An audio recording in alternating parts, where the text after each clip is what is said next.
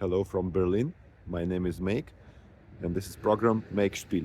And today I want to tell you about this board game, party game, Belrati. And also I want to tell you a little bit about the history of contemporary street art here in Berlin. Berlin has been considered one of the capitals of graffiti and street art for several decades.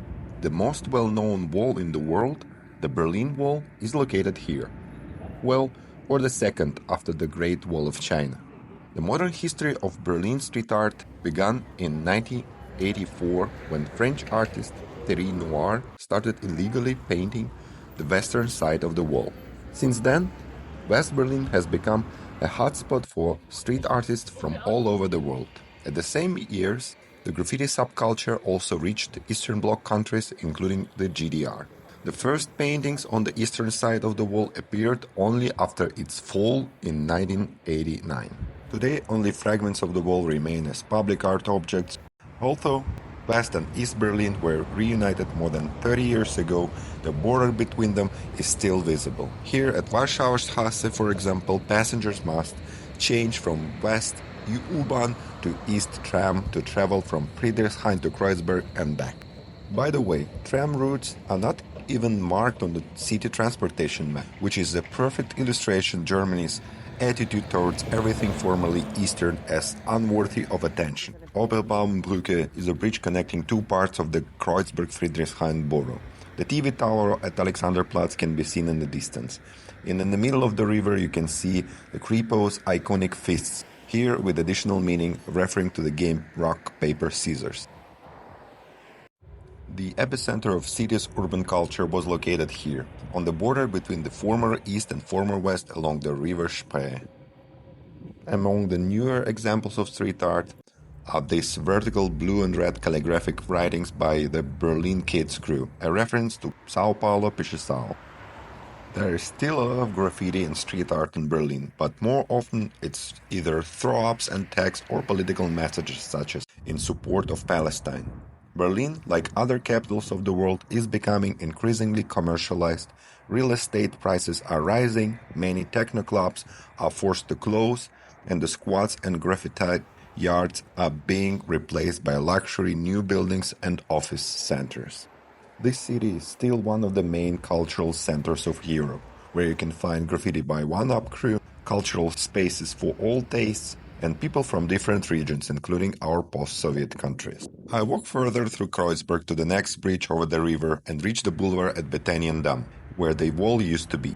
This used to be the very edge of the city. However, after the reunification, these neighborhoods near the wall suddenly became city center. Here is also one of the most well-known DIY buildings in the city, located right next to the wall.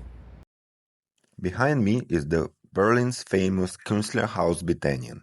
In summer 2003, one of the first exhibitions of then new art movement called street art took place here. For several decades, Berlin has been considered as the world's main epicenter of graffiti and street art, so it is not strange that such an exhibition was held here in the middle of Kreuzberg. Bethanien was a hospital, but now it is one of the most well-known Berlin's cultural centers. There are house projects, artist residences, workshops, cafes and galleries in various buildings. It was here that the works of street art pioneers were exhibited in 2003. It was the first exhibition in Europe for the conceptual American street artist Brad Downey, who then moved to Berlin and lived in this very building for many years. And also for Banksy, who was little known for general public at that time, for whom it was the first exhibition in his career. Back then he was just one of us, the voices of the streets, so along with the others, his work that was painted on this wall was repainted as the others. But the most interesting fact that 8 years later, in 2011, the same Brad Downey, as his own conceptual gesture, decided to restore Banksy's work, inviting a group of Czech restorers to help him. By that time, Banksy's fame peaked when the European premiere of his film Exit Through the Gift Shop took place at the Berlinale exactly 14 years ago. The news that Brad has found and restored the work became a sensation in the media. Downey's idea, though, was precisely to problematize how the art market and capitalism function by reducing a significant cultural and social phenomenon to a single name.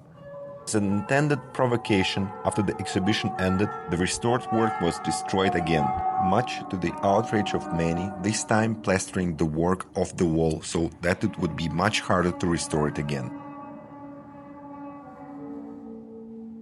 Until 2019, the baguettes with the knocked down plaster were stored in this very building in Brad's studio, until he restored a fragment of it for his solo exhibition that I was lucky to visit.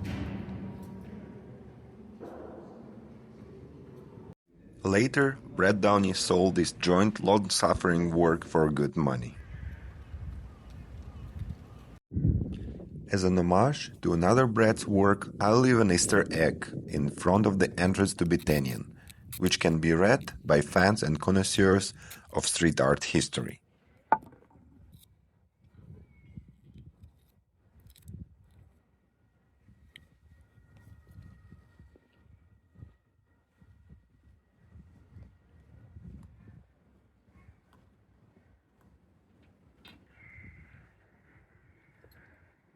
So how are Banksy and street art connected to Bellerati card game? The fact that the design, theme and even the title of the game refer to Banksy's early work, which brought him his first international fame.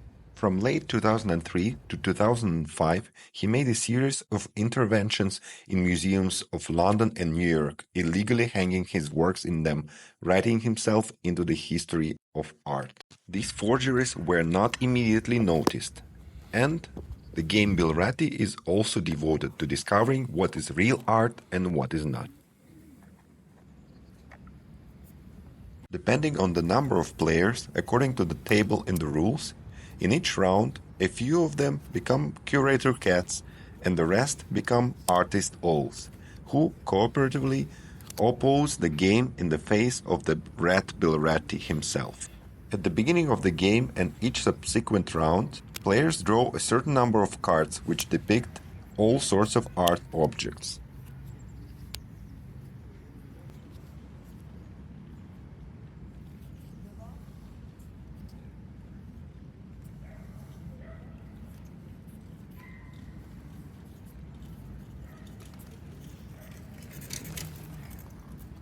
Then, two paintings are placed in the middle of the table which determine the two themes of the future exhibition. The curator cats then tell the owls how many paintings corresponding to these themes they are asked to provide.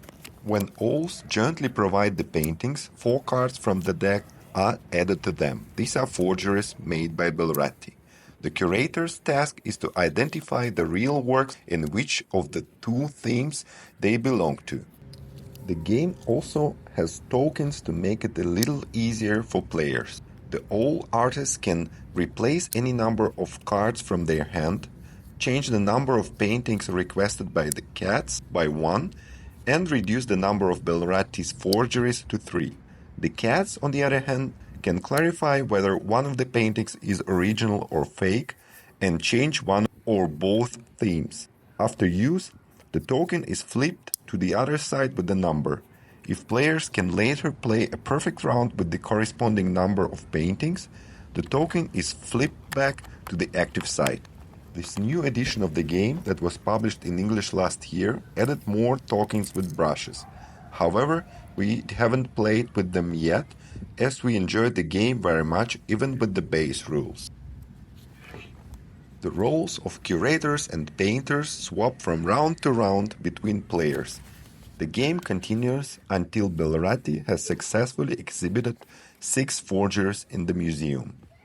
The players then calculate the points they have collectively scored and look at the rules to see the result.